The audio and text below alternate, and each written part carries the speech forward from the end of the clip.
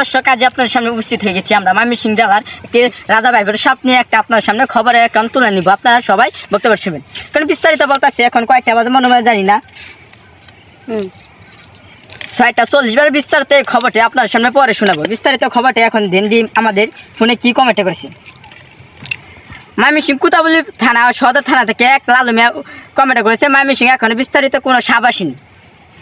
আর এক মুক্তাগাছা থানা থেকে বলেছেন চেন্টু মিয়া সাপ ময়মনসিংহ কাছাকাছি চলে আসছে। আরও এখন বিস্তারিত খবর বলতেছি আমরা ময়মনসিংহ থানা ভিতর যারা যারা আছে আশপাশে সাপ চলে আসছে সুতানন্দ কোকিলা নদী দিয়া। আপনারা এখন বলতেছে বিস্তার থেকে রিপোর্ট থেকে বলবো, আপনাদের খবরটা পুরোপুরি শুনেন। খবরও দেখা যাচ্ছে ময়মনসিংহ এখনো মুক্তাগাছার ও কুতুবলী থানা আশপাশে সাপ দেখা কোনো সংখ্যা আটেনি। এখন দেখা যাক মানুষ অমুক থেকে কমেন্টে বলতেছে ময়মনসিংহের কাছাকাছি সাপ আইসা পড়ছে, এই জন্য বিস্তারিত খবরের রিপোর্ট দেওয়া হচ্ছে।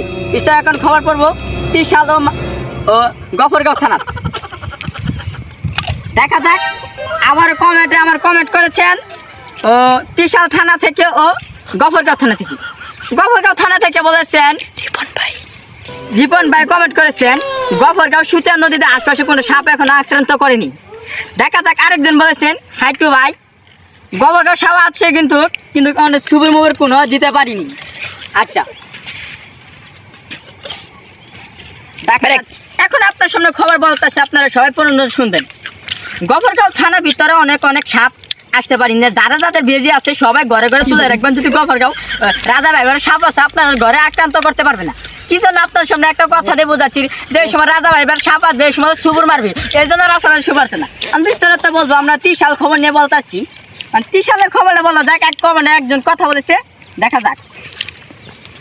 এখানে দেখা যাচ্ছে ত্রিশাল থেকে কথা বলেছেন মোহাম্মদ ছানাল করিম হোসেন। এখানে প্রশ্ন লিখেছেন, কমেন্টে লিখেছেন ও এখন পর্যন্ত ত্রিশাল ও হাইটু নদীর ত্রিশাল থানা থেকে একজন কমেন্ট করেছে ছানাল করিম এখন কমেন্ট করেছেন রাসেল ভাই সাপ কোন জায়গায় কামড় দেয়। এই কমেন্টে করেছেন ভাই, যে সময় একটা ছেলে যদি মেয়ের সাথে ফাঁকে ঘুরতে যায় ছেলে মেয়েরে কোন জায়গায় সময় দেয় কিন্তু সঠিক টাইম জানা যায় না। এই সময় সাপে যেখানে না সেখানে আপনাদের সুবর দিয়ে আক্রান্ত করতে পারে।